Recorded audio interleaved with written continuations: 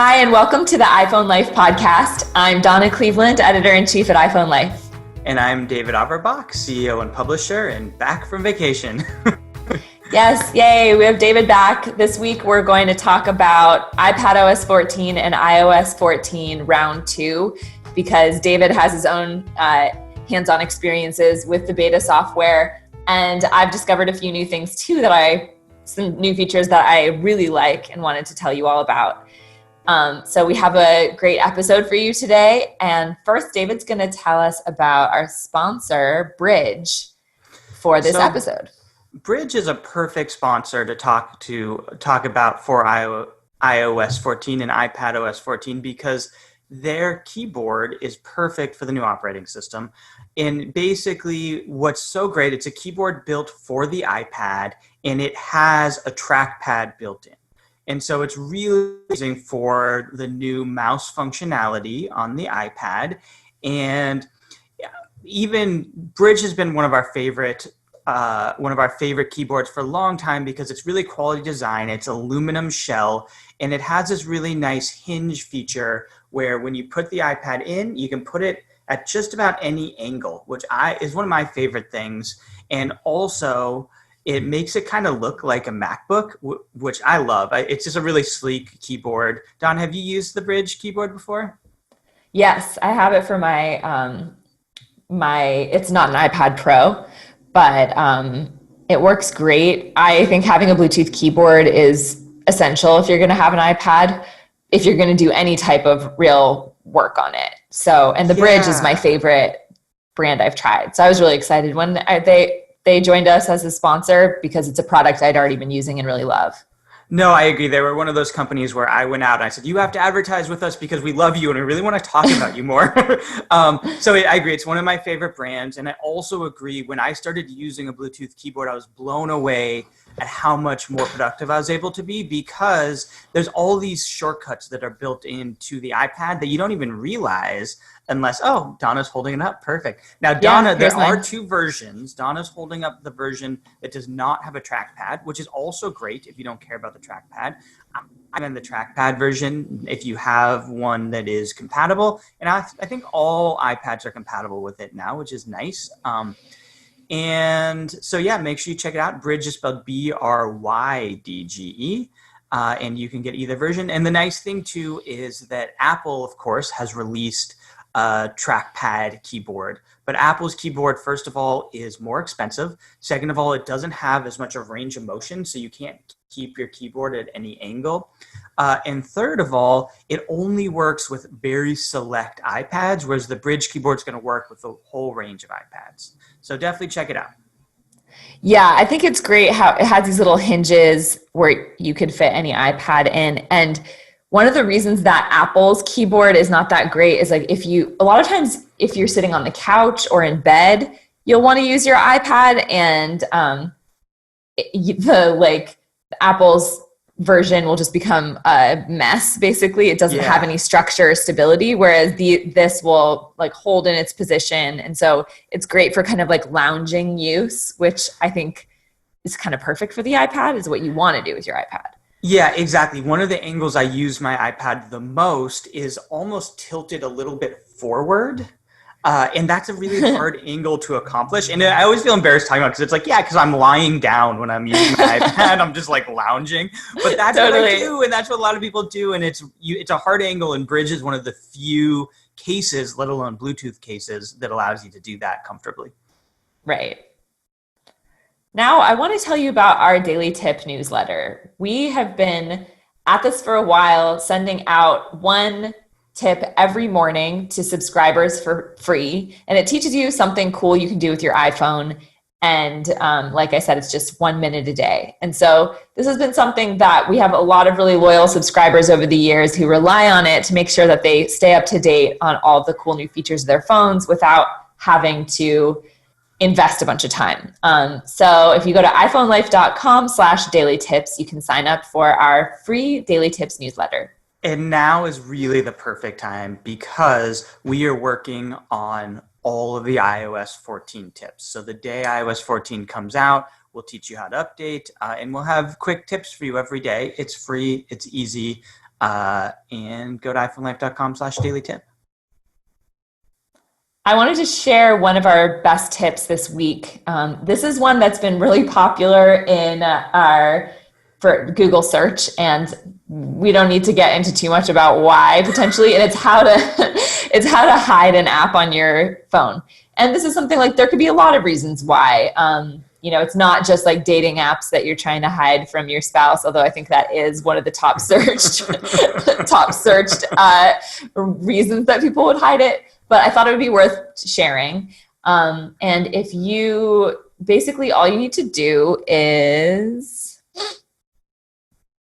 go tap on the App Store icon. And you know what? I can actually share we figured out how to share our screens, which is a nice thing for those of you watching the video podcast. So you go to the App Store app.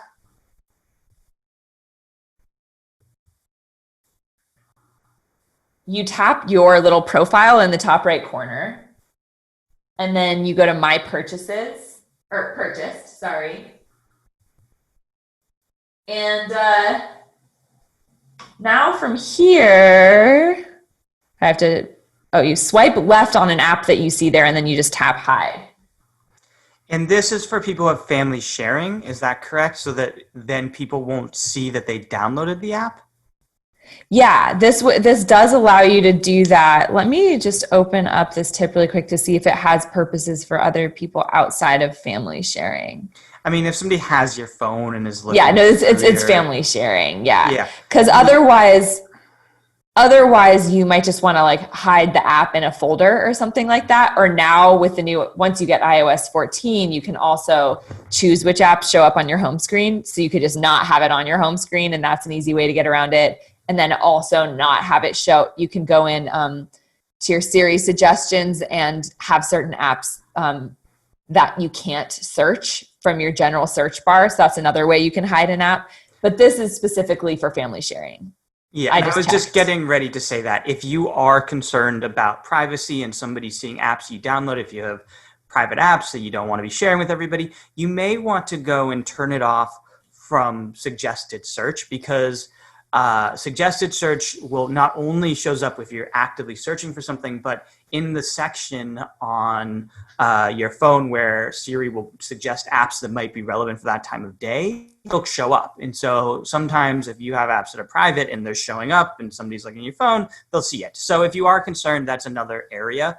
This is particularly relevant too for iOS 14. We'll talk about it later, but one of the widgets that I've used actually is suggested search, and I have that on my home screen. So it's then now much more visible. It's on my anytime I'm wanting to use it. So if I did have apps that I was concerned about, it would be very visible. Wait, suggested search is one of the widgets you've been testing? Yeah, I've been liking it. Have you tried this? No. Are you going to wait to tell me, or should you tell me about it now? Oh, man. Well, I don't know. Should we leave people hanging? Yeah, I guess we can leave people hanging, but I'm curious about that one because I haven't tried that. I haven't tried that widget yet. But yeah, so this tip that I just showed you is more helpful if you have, it's only for family sharing. So if you have family members that you don't want to, and you want to hide certain apps that you've downloaded from them so that they can't download them too. So this is also helpful if you have kids and you have certain like paid apps or apps that you think are inappropriate for their use. The person who wrote the tip, Amy, she was using PayPal as an example because she probably doesn't want her, her daughter's too young right now, but that's something you might want to hide from your kids and not have them be able to log into your PayPal account.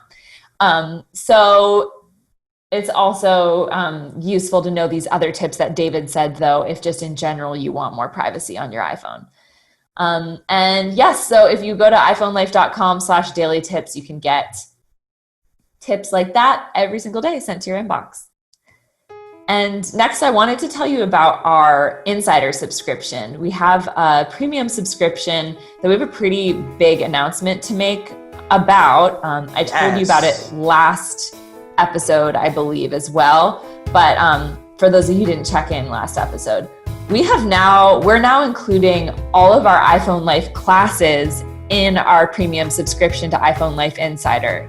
So you get not only access to any of our upcoming courses. You don't even have to enroll. We'll just let you know when the start times are, and you can log into, for instance, our iPad class and have live sessions with instructors. And we have group discussions the following days, and they're month-long courses with weekly classes, and you'll walk away mastering a new feature of your device. So you could master your iPad, for instance, or in September, we're going to have our iOS 14 class, and it's going to start the day iOS 14 arrives for your iPhone. That means that you'll be the first to really learn all of the new features and make sure that as soon as it's available, you know what to do with all of the features on your phone. An insider subscription also includes everything else that it used to, which is video guides. So we have a full archive of video guides you can watch, video versions of our daily tips, Ask an Editor so you can get personalized assistance with your tech problems from our team of experts. You get a digital archive of iPhone Life magazine, including our full more than 30 back issues and all of the new issues, of course.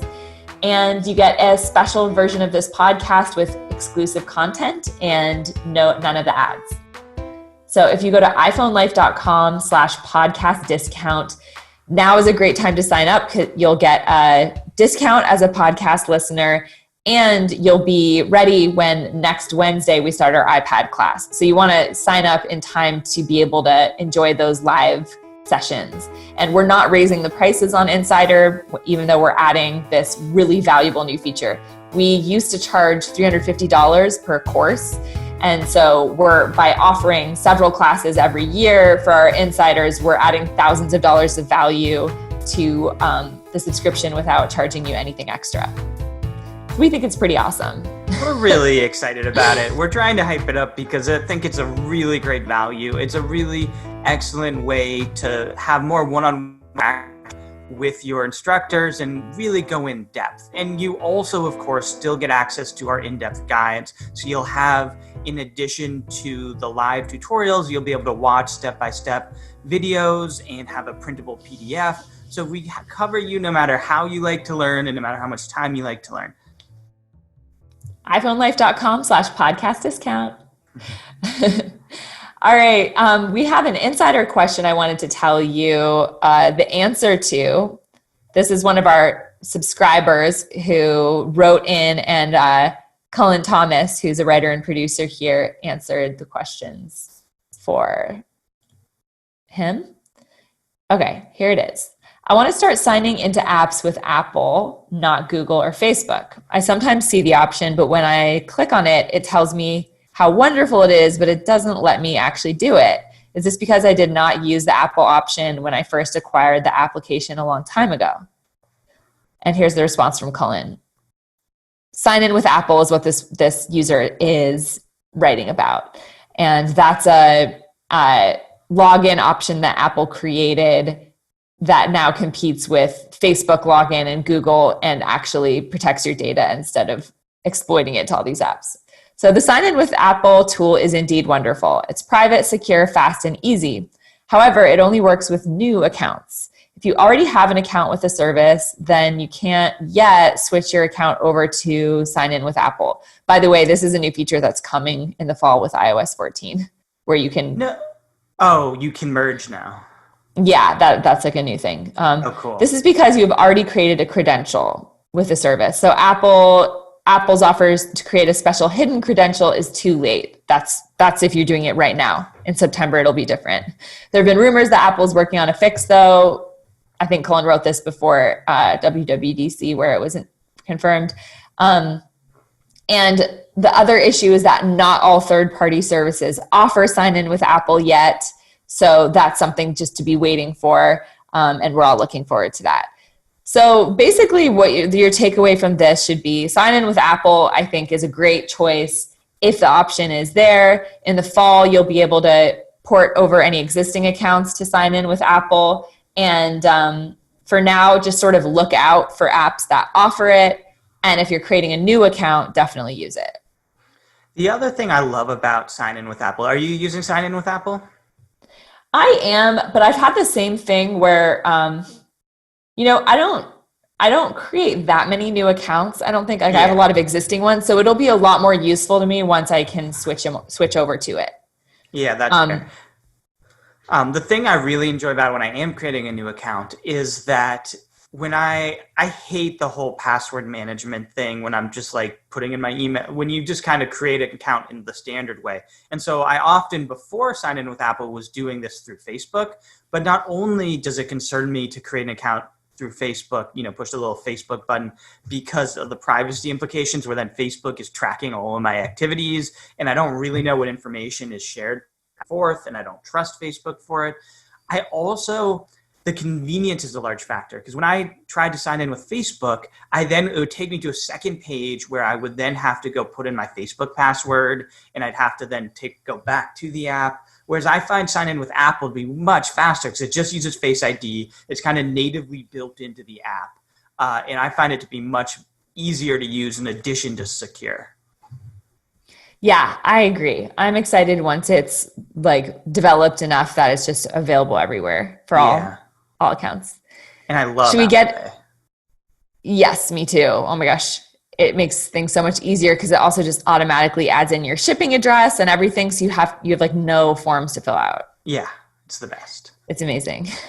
All right, let's talk about iOS 14 and iPad OS 14 and our experiences with the beta so far. So David, I know you were just on vacation in Colorado and Yes. you were probably trying to get a little break from work and tech. But how long have you had the beta on your phone?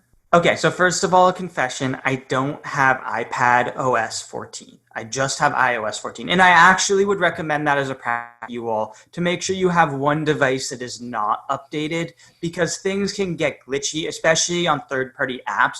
And if you have third-party apps that you rely on and they stop working on the beta, you can really get into a tricky situation. So for example, I have a lot of home automation apps like my thermostat and to unlock the front door. And if those things stop working, it's going to really be awful for me.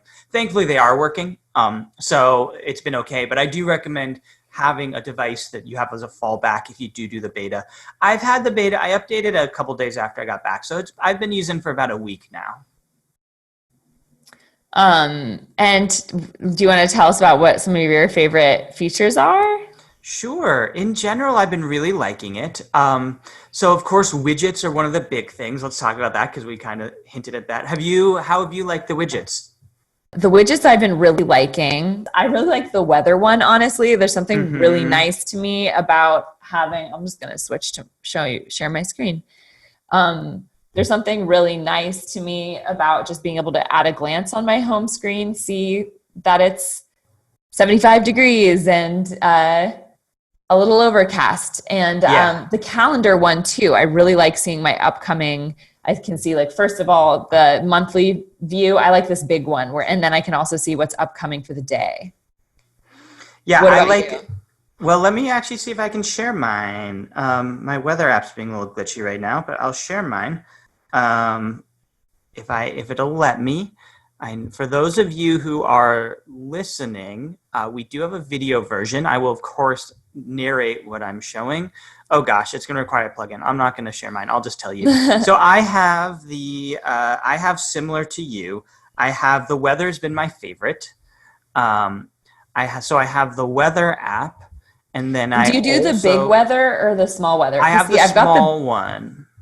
The big one is also kind of nice, but I feel like, it's like I don't usually need to be looking at a full weekly forecast when all I'm doing is quickly checking my phone. There, can you see it? I installed it. Okay. So the weather app you can see is being a little glitchy, but it's there in the right corner. And I have just a little glitchy. It doesn't show me the weather. No big deal. But that actually is rare. It's been working pretty well for me. But that's the sort of thing you're going to get with beta software. Yeah, it'll be fixed for the real one. On the left, you can see I have the battery, which I like because as you can see, if you're looking at this, not only does it show me my iPhone, it shows me my other devices. So I wear an Apple Watch and I use AirPods a lot and I can see at a glance the battery for all of those things. The thing that you may not be able to see, but is pretty cool is, I'll make them wiggle so you can see, I actually have a Siri suggestions widget.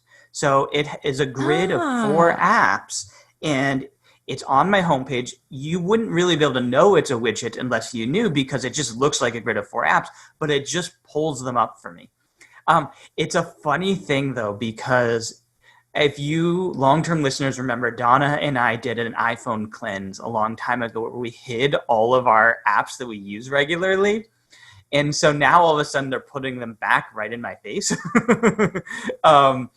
And so I have mixed feelings about this, because the idea basically is things like email or do use a lot, put them a few taps away so you don't absentmindedly just start checking your email when you're not intending to. Whereas now that's exactly what I'm doing. But I kind of am liking it, because most of the time there's just a few apps that I'm using, and it's sort of, I'll go through phases of using apps a lot in certain times, and suggested search has been working well for me. It's a little weird because then I'm kind of looking around on my phone to try to find where the app is, because it doesn't order or may not show up at all. But I'm going for it. And then on the next screen, you can see I have my like slider thing. What's it called? It's like I don't know. Smart Stack. Smart Stack. And so I have that. I'm liking the Smart Stack a little bit less than I thought I would. How about you? Me too. I find that I kind of know what widgets I want. And so, Smart Stack like chooses a selection of widgets for you and then shows you on top which one it thinks you're going to want to see at any given time. And I mean, it was kind of fun, like a fun novelty at first to see what it was going to show me, but I would prefer just to have control over it. I actually sort of predicted that I might feel this way. Yeah, I agree. I wasn't sure if I would like it, and I definitely didn't.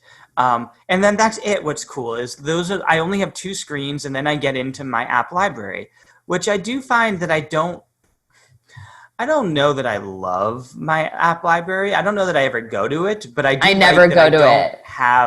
I don't need the apps. Like, I don't miss them. Yeah, I really like now this new idea that's like you have apps on your phone, but they don't all have to be in this like layout, and it's like you just access it through the search bar, or you can, if you go over to your app library, you can go scroll through every app on your phone. But Exactly. Yeah, you don't have to have it like all cluttered there. And it is nice too, from like the tip we said earlier, it's also nice if you don't want people to see every app you have on your phone. Yeah, exactly.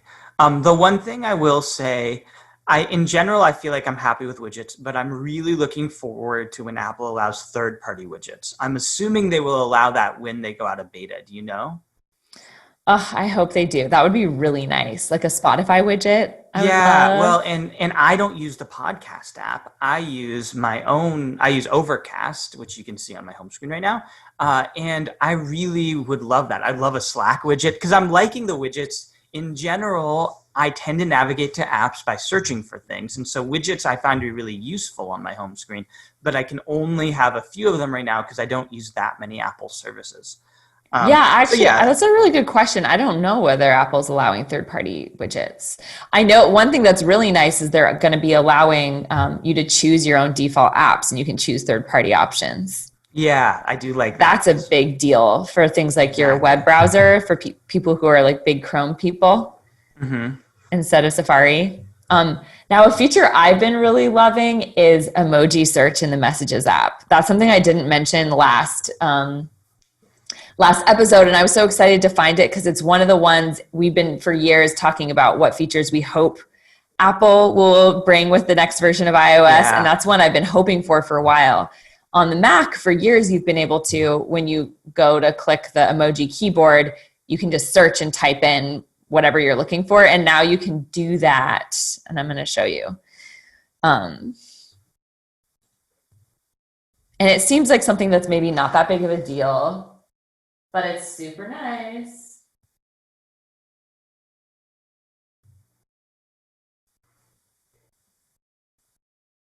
Yeah, I agree. It's really nice. Because Apple, not only is it like, are there hundreds and hundreds of emojis, but also they can be hard to find. they're not organized well, and there's like 100 different hearts, and sometimes you want a different heart, and like it's just hard to find.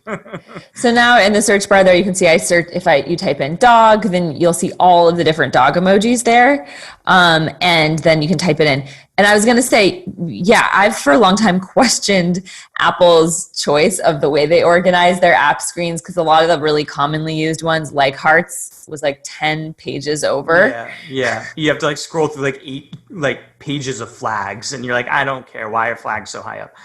I know. Yeah. So this is a really welcome little feature. And I also really like.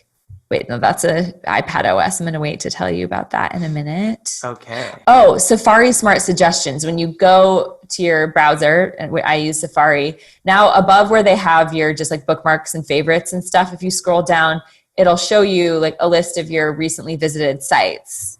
And that's just really nice. I'm enjoying doing this because I haven't noticed some of these. And so these are fun to remember that these were added, the Siri Smart Suggestions, Safari Smart Suggestions. And I actually hadn't even noticed the emoji search. I'm like shocked to realize how few emojis I've been sending lately. Yeah. A couple features that I've been really enjoying that are kind of some of the more marquee features. I'm sure you guys talked about them last week, but the compact calls, the fact that calls don't take over your whole screen is really nice.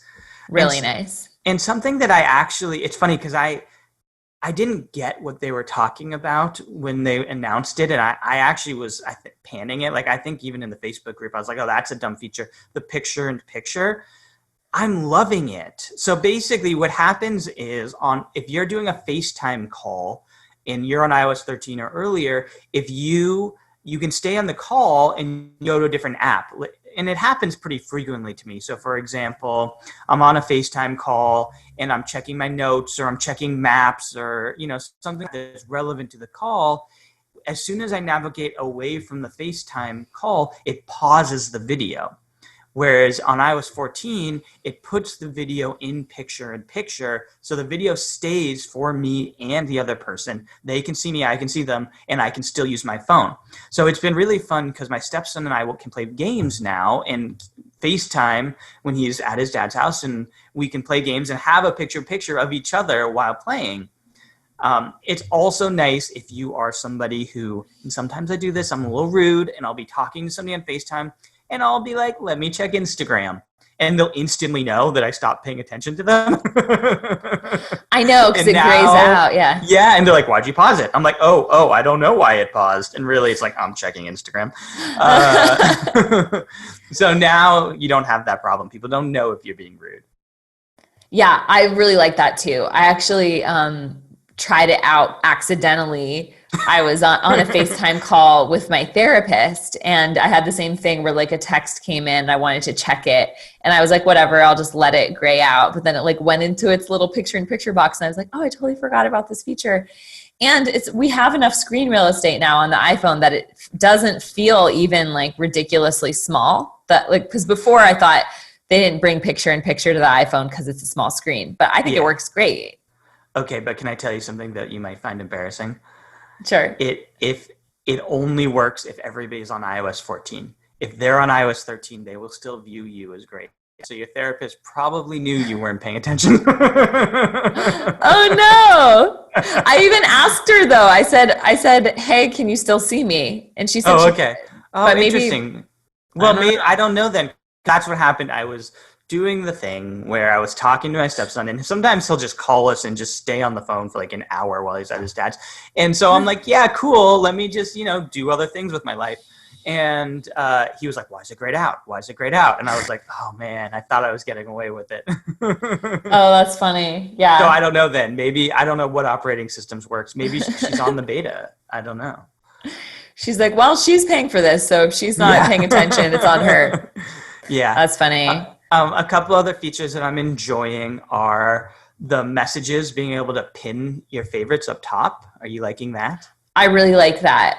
I feel like the interface for it, I would have chosen something like, I think they could have, I don't love the look of the circles at the top of the messages, but the functionality of it, now that I'm more used to it, is nice. I do agree. It took some getting used to because I sometimes, in the beginning, and I'm still getting used to it, would miss texts from my favorite people.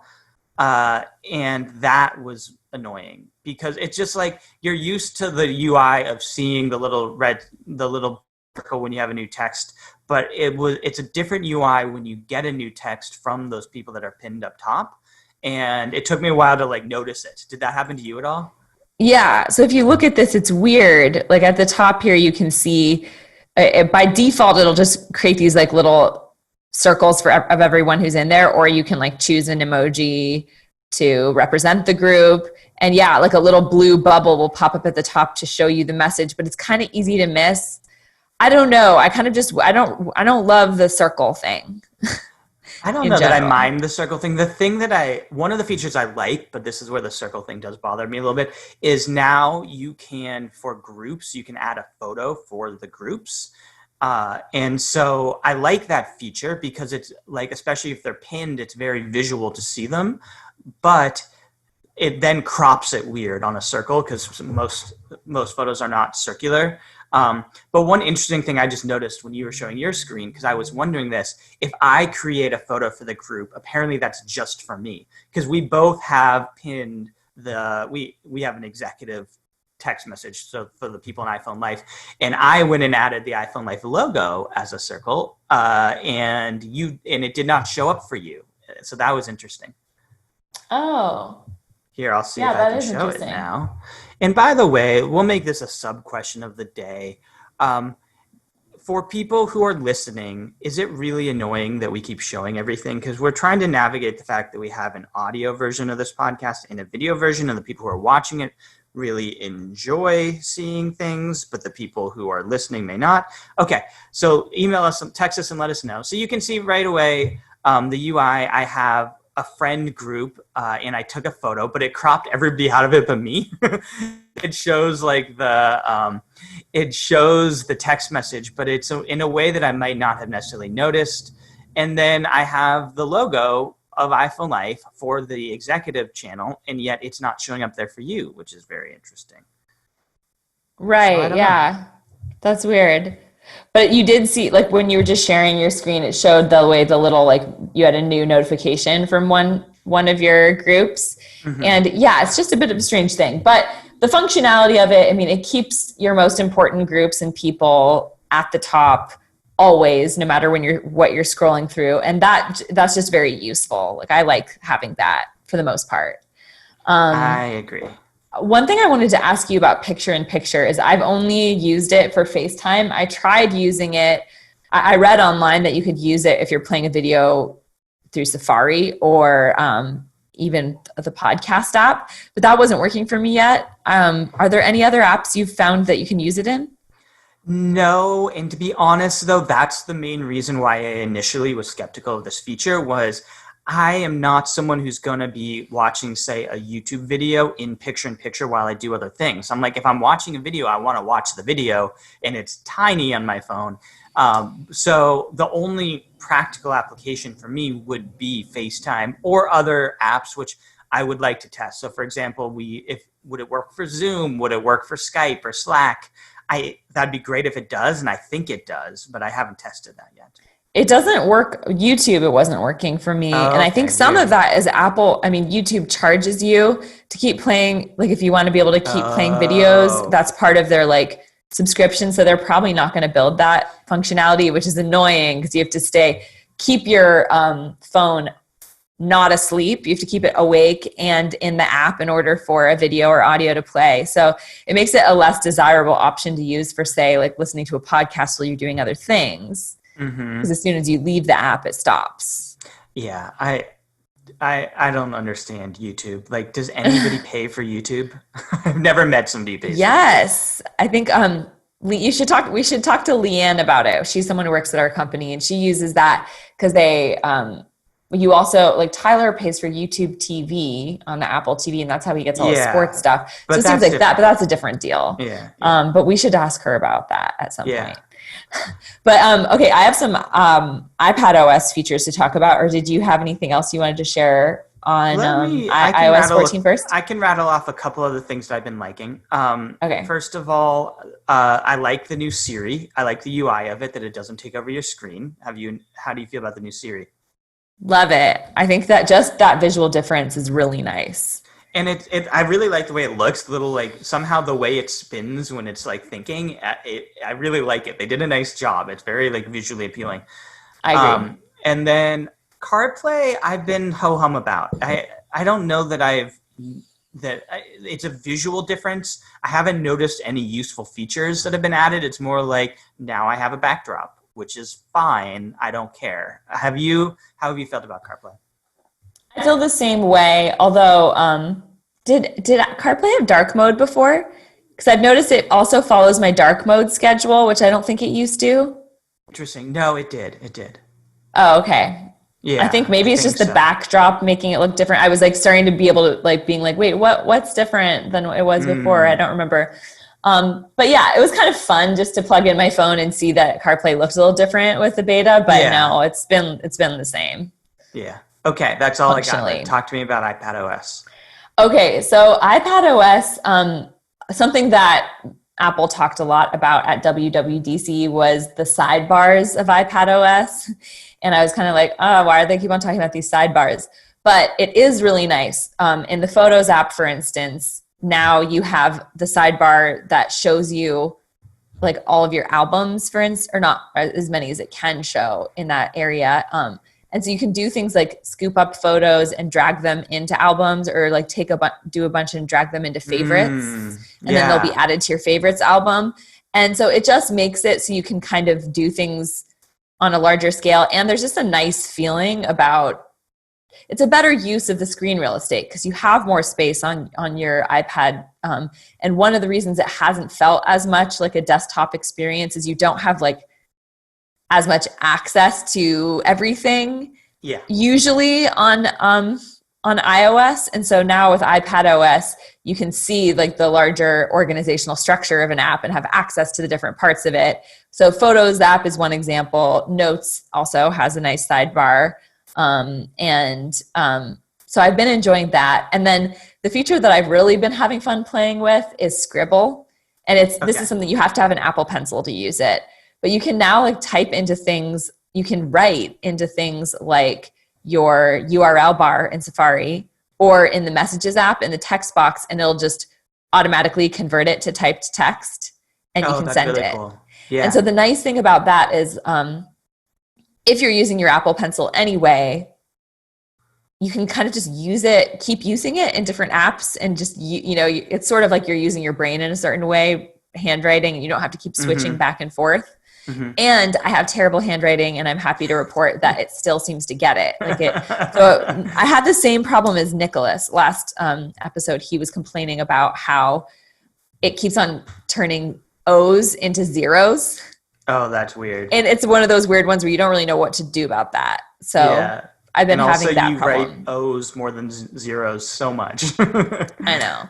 But yeah, I want to play a little bit more with this feature because I journal, and I find that when you handwrite, you really are using your brain in a different way. And so knowing that it can transcribe to typed text so well, it does make me want to try out some more journaling on my iPad as well.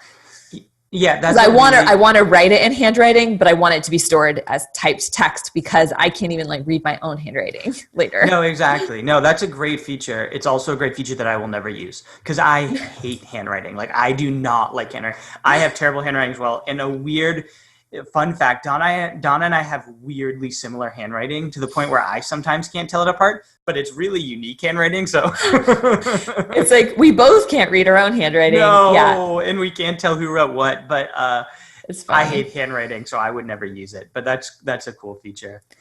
It is there.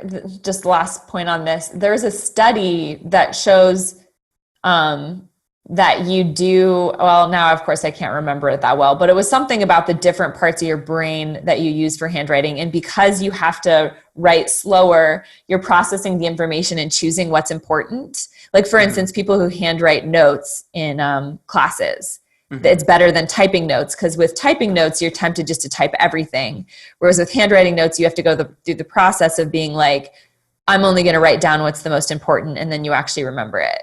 Yeah, and I think, I mean, I've heard those studies, and apparently it stays in your brain more too. So you're like, still never going to use it. Moving on. But that's unique. Most people will enjoy it. Right.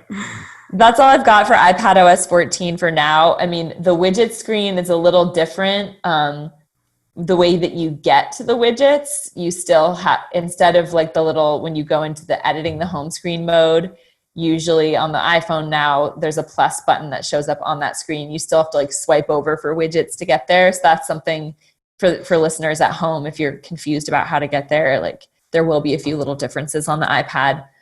I did want to talk about one bug that I had before we wrap up this episode, because and that's my next question is bugs and should people upgrade? So go ahead.